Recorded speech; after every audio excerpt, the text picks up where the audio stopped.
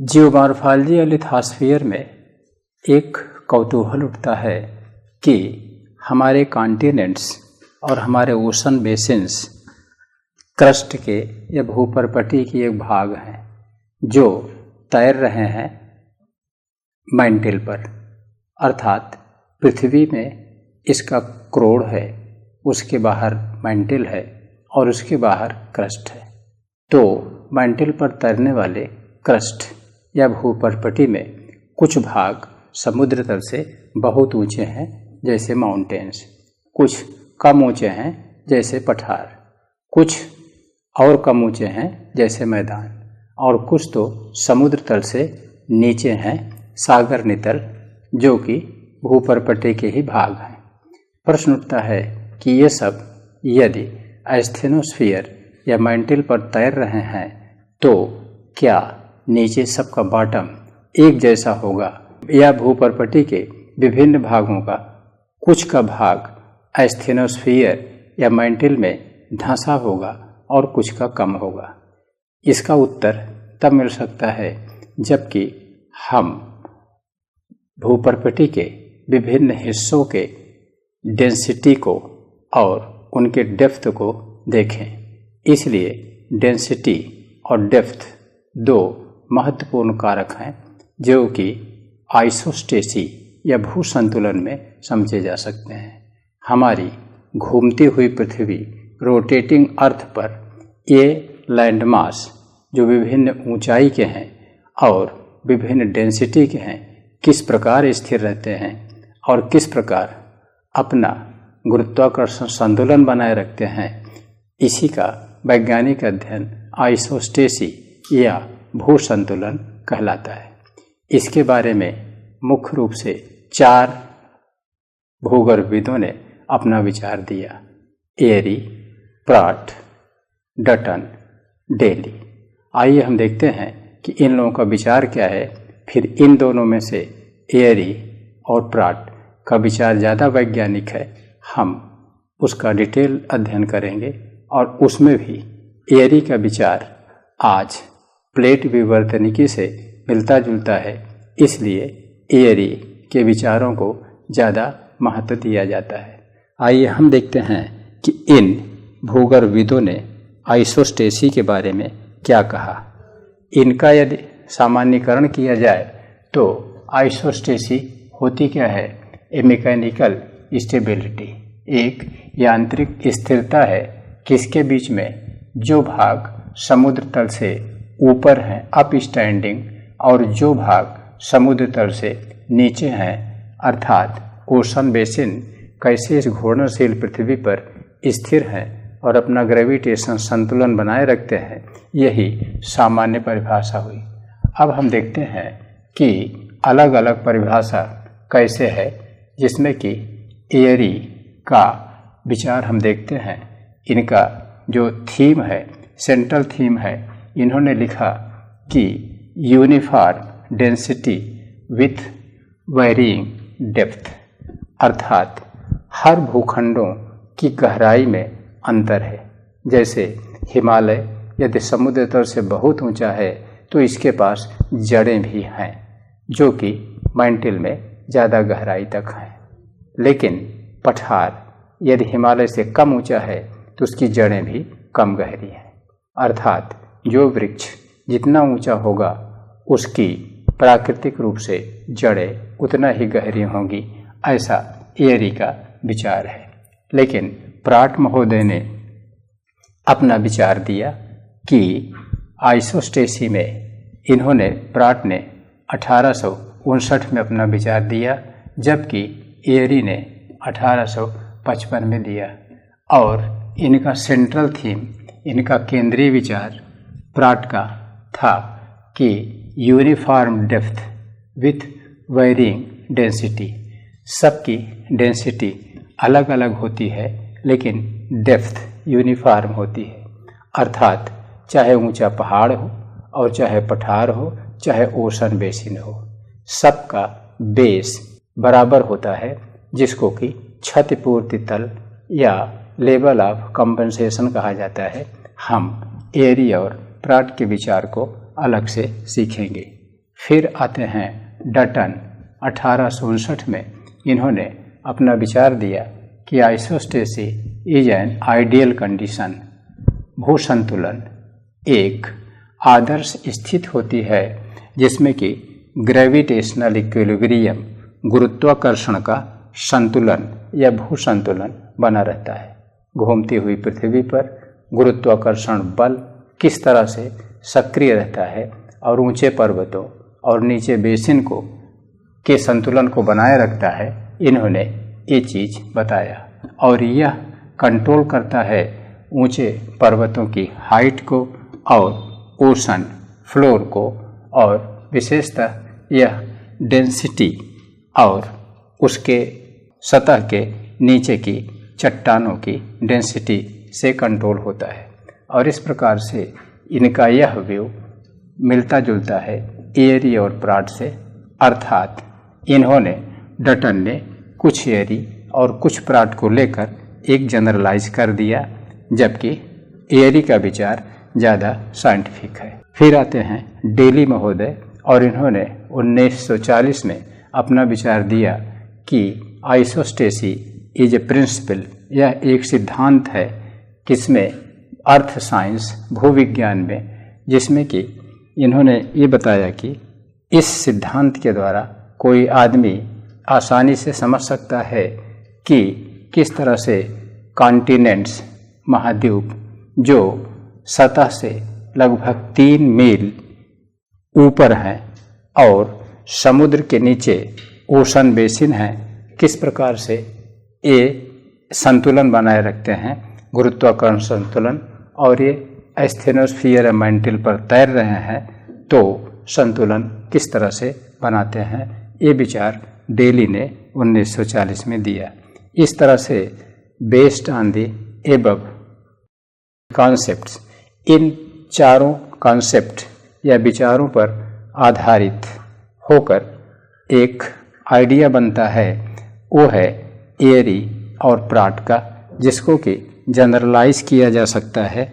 और एयरी और प्राट का विचार ज़्यादा साइंटिफिक है, विशेष रूप से इसमें एयरी का विचार अधिक वैज्ञानिक है, जो प्लेट टेक्टोनिक के अनुरूप है, और लेटेस्ट थियरी आइसोस्टेसी से रिलेटेड प्लेट टेक्टोनिक का यह सपोर्ट भी करता है।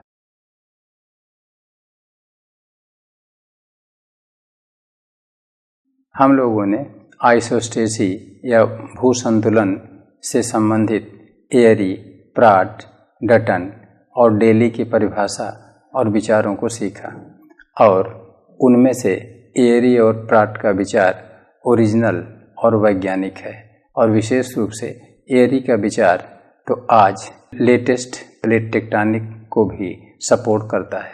तो आइए हम लोग देखते हैं कि एयरी ने आइसोस्टेसी से संबंधित जो विचार 1855 में दिया, उसका मूल कॉन्सेप्ट क्या है। इन्होंने बताया कि different parts of the earth crust have the same density, भूपर्पटी के विभिन्न भाग का घनत्व एक जैसा है, देयर डेप्थ वेरीज, उनकी गहराई में अंतर है। तो हम पूरी दुनिया में न जाकर आइए भारत का उदाहरण देखते हैं। ये है हिमालय पर्वत, और हिमालय पर्वत के दक्षिण में गंगा का मैदान, और उसके दक्षिण में प्रायद्वीपीय पठार, और उसके पूरब में आपका बंगाल की खाड़ी, और बंगाल की खाड़ी के नीचे ओशन बॉटम, समुद्र नितल। तो आप ये बताइए कि क्या हिमालय की चट्टानें, पठार की चट्टानें और बंगाल के खाड़ी के नितल की चट्टानें एक हैं या अलग हैं? उत्तर सरल है। हिमालय की चट्टानें नवीनतम, मोड़दार, परतदार, अवसादी चट्टानें हैं, जबकि पठार की चट्टानें उससे पुरानी हैं, भारी हैं, और यह गोंडवाना लैंड का हिस्सा है। और इसी तरह से बंगाल की खाड़ी के नीचे की चट्टानें और भारी हैं, बेसार्ध की हैं। इस तरह से हिमालय, पठार और ओशन बेसिन 3 पार्ट हुए पृथ्वी के। इसीलिए इन्होंने कहा कि हमारी भूपर्पटी के विभिन्न भागों का घनत्व एक है और गहराई में अंतर है। यहाँ देखिए, ये हिमालय पर्वत है, हिमालय का शीर्ष है और यहाँ हिमालय की जड़ है जो कि एस्थेनोस्फीयर या मैंटल में डूबी हुई है। और ये पठार है, ऊंचाई में हिमालय से पठार कम है क्योंकि पठार भारी चट्टानों का बना हुआ है और मैदान उससे भी नीचा है और महासागर का नितल उससे भी नीचा है। अब यहाँ आप देख रहे होंगे तो भूपर्पटी के विभिन्न भाग माने हिमालय एक भाग हुआ, पठार दूसरा भाग हुआ, मैदान के नीचे की चट्टानें तीसरा भाग हुआ और महासागर के नीचे का चौथा भाग हुआ। इसकी हिमालय की डेंसिटी, इसके चट्टानों का घनत्व इसके शीर्ष से और इसके तलहटी तक एक है और पठार के चट्टानों का घनत्व इसके शीर्ष से और नितल तक एक है। इसी तरह से आप देख रहे होंगे तो हमारी भूपर्पटी के हर भाग की डेंसिटी सेम है लेकिन डेप्थ में अंतर है। क्यों डेप्थ में अंतर है, इसको एरी ने एक्सप्लेन किया। लेकिन यहाँ ध्यान रखिएगा कि पृथ्वी के विभिन्न भाग की डेंसिटी समान होने का मतलब ये नहीं हुआ कि हिमालय की डेंसिटी, पठार की डेंसिटी और महासागर नितल की डेंसिटी एक जैसी होगी। इनमें अंतर है। उन्होंने विभिन्न भागों की लंबवत डेंसिटी समान है ऐसा कहा, इस पर आप ध्यान रखिएगा। और पूरे हिमालय की डेंसिटी इसके शीर्ष से बॉटम तक एक है, लेकिन पठार की डेंसिटी इसके टॉप से बॉटम तक एक है जो हिमालय की चट्टानों की तुलना में ज़्यादा डेंस है। फिर मैदान के नीचे की चट्टानों की डेंसिटी और है और ये ओशन बॉटम जो बेसाल्ट का बना है उसकी डेंसिटी सबसे ज़्यादा है। तो इस तरह से इनके सिद्धांत का मूल बिंदु density the same, depth varies. तो आइए हम देखते हैं डेप्थ में वेरिएशन या अंतराल क्यों है। हिमालय जितना ऊंचा है उसकी जड़ें उससे भी ज़्यादा गहरी हैं और इसको प्रयोग के आधार पर सिद्ध किया गया कि ये 65% पार्ट नीचे है। जैसे यह सी लेवल है और यह एस्थेनोस्फीयर है या इसके नीचे मैंटल है, तो हिमालय देख रहे होंगे इसका 65% पार्ट एस्थेनोस्फीयर से नीचे मैंटल में डूबा हुआ है जबकि 35% पार्ट ऊपर है। इसी तरह से प्लेटो का भी 65% धंसा हुआ है, प्लेन का भी, और महासागर के नितल जो बेसाल्ट की परत है उसका भी धंसा हुआ है। यहाँ पर आपको एक हिंट मिल रहा है कि जो हमारी भूपर्पटी है उस भूपर्पटी की मोटाई अलग अलग है और क्रस्ट की मोटाई प्लेट टेक्टोनिक के अनुसार अलग अलग है। सबसे पतली क्रस्ट की परत महासागर बेसिन में है, लेकिन सबका, चाहे वो पहाड़ हो, पठार हो, मैदान हो या समुद्र तल हो, 65% भाग मैंटल में धंसा हुआ है, ऐसा एरी महोदय ने बताया। अब इस अध्ययन का आधार क्या था, इसके लिए इन्होंने एक वैज्ञानिक आधार पाया। एवरेस्ट महोदय एक सर्वेयर थे और ये सर्वेयर जनरल ऑफ इंडिया थे और इन्होंने एक सर्वेक्षण किया जिसमें कि इन्होंने प्लम्ब बाप के डिक्लिनेशन का मेजरमेंट किया। यह 19वीं सदी के मध्य में किया गया, अर्थात 1850 के आसपास, और उसी को आधार बनाया एरी ने 1855 में। एवरेस्ट सर्वेयर महोदय के नाम पर एवरेस्ट चोटी का नाम पड़ा। एवरेस्ट महोदय ने क्या किया कि इन्होंने हिमालय की तलहटी से 96 किलोमीटर दूर एक जगह है कल्याणा और वहाँ से 603 किलोमीटर दक्षिण एक जगह है कल्याणपुर और उससे दक्षिण एक पठार पर महाराष्ट्र में जगह है दामारिज। इन्होंने विशेष रूप से इन 2 जगहों पर ट्रायंगुलेशन त्रिभुजीकरण विधि से सर्वेक्षण किया और एवरेस्ट महोदय ने जब कल्याणपुर में प्लम बाब लटकाया, ये है प्लम बाब या साहुल, तो इसको सीधे वर्टिकल पृथ्वी के सेंटर की तरफ जाना चाहिए प्लम्ब लाइन की सीध में, लेकिन उस समय भूगर्भविदों का अनुमान था कि हिमालय की चट्टानें ऊपर तो हल्की हैं लेकिन नीचे भारी हैं, अर्थात नीचे डेंसिटी ज़्यादा है। तो अधिक डेंस रॉक्स इस साहुल को अपनी तरफ आकर्षित करेंगी, क्योंकि जहाँ अधिक डेंसिटी होती है उसमें आयरन कंटेंट ज़्यादा होता है, जो कि साहुल को अपनी तरफ आकर्षित करता है। तो भूगर्भविदों का अनुमान था कि यह साहुल रेखा इस प्लम्ब लाइन की सीध से 15.885 इंच हिमालय की तरफ आकर्षित रहेगी। लेकिन सर्वेक्षण के बाद जब उन्होंने साहुल रेखा के दिशा या इसके इन्होंने डेक्लिनेशन, इसको समझ लीजिएगा कि यह चुंबकीय नति नहीं है, यह मैग्नेटिक डेक्लिनेशन नहीं है, यह है साहुल रेखा का डेक्लिनेशन, जो कि विचलन होता है प्लम्ब लाइन से और लाइन ऑफ रेफरेंस या लाइन ऑफ डेक्लिनेशन।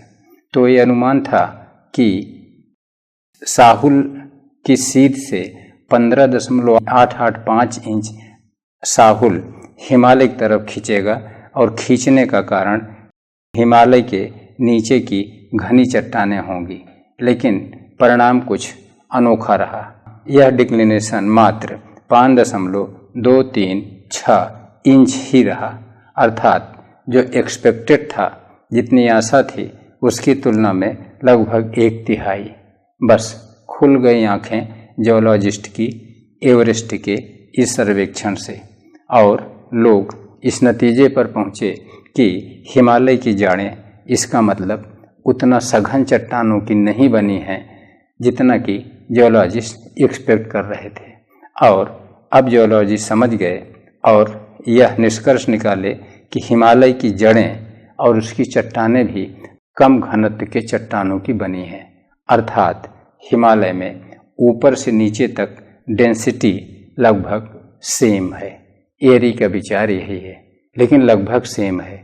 ऐसा नहीं है कि हिमालय की ऊपर की चट्टानों की सघनता नीचे की चट्टानों की सघनता की एकदम बराबर होगी, क्योंकि प्लेट टेक्टोनिक के अनुसार या पर्वत उत्पत्ति में हम सीखेंगे कि जब किसी प्लेट का दबाव पड़ता है तो सेडिमेंट या अवसाद ऊपर उठता है, तो जो अवसाद उठ जाता है उस पर भी दबाव रहता है, लेकिन नीचे वाले अवसाद पर दोहरा दबाव रहता है। एक तो ऊपर के चट्टानों का भार और दूसरा पार्श्ववर्ती दबाव। इसलिए नीचे की चट्टानें हिमालय की ऊपर की अपेक्षा कुछ अधिक सघन हैं। लेकिन एरी ने सामान्यीकरण के लिए यह बताया कि पृथ्वी के किसी टुकड़े की डेंसिटी एक जैसी होती है।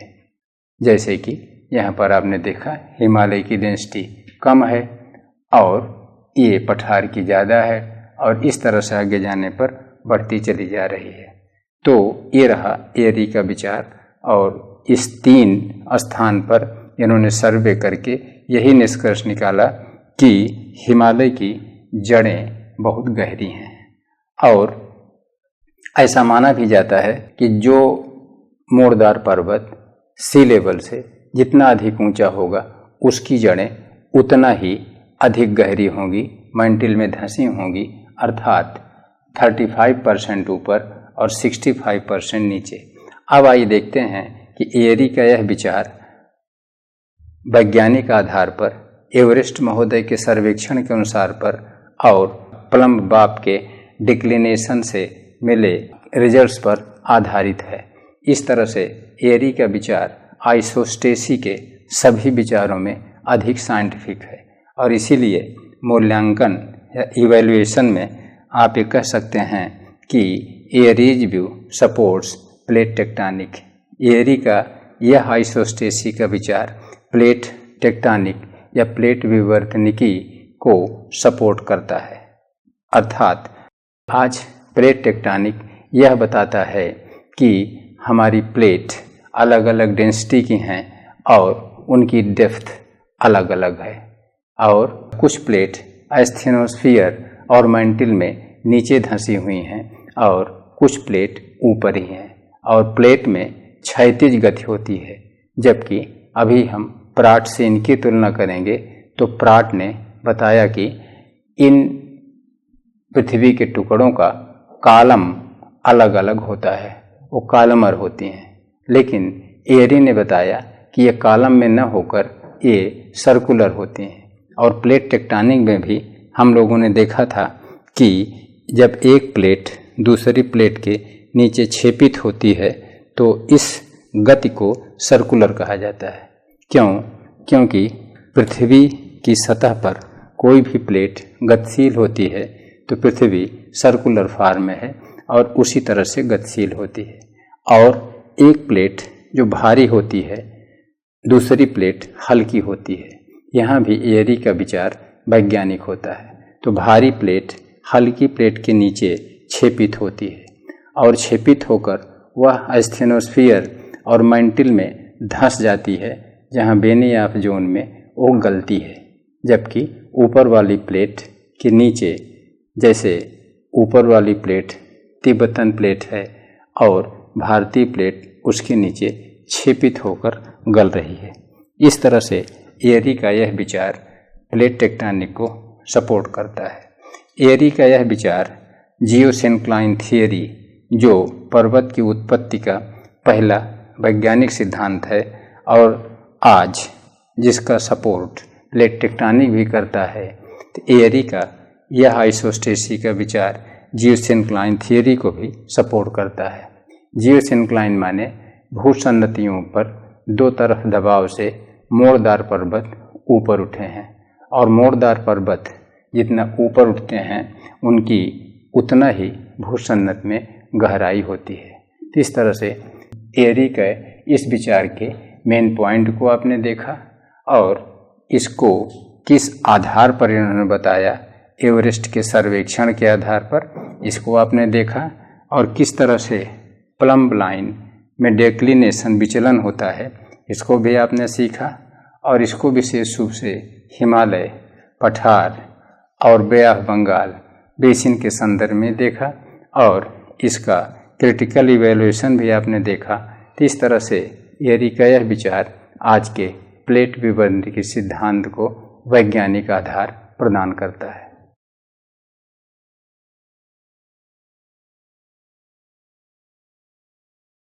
एयरी, प्राट, डटन और डेली की परिभाषाओं को सीखने के बाद और सर्वाधिक वैज्ञानिक सिद्धांत जो आइसोस्टेसिस से संबंधित है, एयरी का विचार सीखने के बाद आइए हम लोग प्राट का विचार सीखते हैं और देखते हैं कि किस प्रकार इसमें वैज्ञानिकता है और यह क्या प्लेट टेक्टोनिक के अनुरूप है कि नहीं। लेकिन उसके पहले एक डाउट होता है विद्यार्थियों में कि आइसोस्टेसी है क्या। शुरू में हमने परिभाषा में डिस्कस किया था कि हमारे पृथ्वी पर कुछ भाग ऐसे हैं जो समुद्र तल से बहुत ऊंचे हैं, 8 किलोमीटर की ऊंचाई जैसे एवरेस्ट पर्वत, और कुछ भाग ऐसे हैं जो समुद्र तल से बहुत नीचे हैं। तो दोनों के बीच में यांत्रिक स्थिरता, और वह यांत्रिक स्थिरता घूमती हुई पृथ्वी पर कैसे बनी है, यही आइसोस्टेसी है। और इसको सिंप्लीफाई किया जा सकता है, सरलीकृत। आप संगम में, समुद्र में नाव पर 10 लोगों को खड़े होकर और यात्रा करते नहीं देखे होंगे, क्योंकि नाविक उन लोगों को कहता है भैया बैठ जाइए, क्योंकि कोई उसमें लंबा है, कोई छोटा है और तैरती हुई नाव का बैलेंस बिगड़ सकता है। इसीलिए वह सबको बैठा देता है ताकि नीचे एक लेवल पर हो जाए और संतुलन बना रहे। तो वह तो रहा नाव का संतुलन, और यहाँ रहा धरती का संतुलन। यही संतुलन आइसोस्टेसी या भू संतुलन कहा जाता है। आइए हम लोग प्राट के विचारों को देखते हैं। प्राट का मूल विचार था कि क्रिस्टल पार्ट्स, पृथ्वी के ऊपरपट्टी के जितने भाग हैं उनकी डेंसिटी अलग अलग होती है, लेकिन ये भी वर्टिकल ही, जैसा कि एयरी ने कहा, different density but depth is the same. इन्होंने बताया कि नीचे की डेप्थ इनकी बराबर होती है और डेंसिटी अलग होती है। अर्थात ये हिमालय पर्वत है, हिमालय पर्वत टॉप से बॉटम तक बराबर डेंसिटी का होगा। पठार की डेंसिटी हिमालय से ज़्यादा होगी, ये भी टॉप से बॉटम तक एक डेंसिटी का होगा और ये भी एक डेंसिटी का होगा। बट डेप्थ सेम, गहराई बराबर है। कैसे?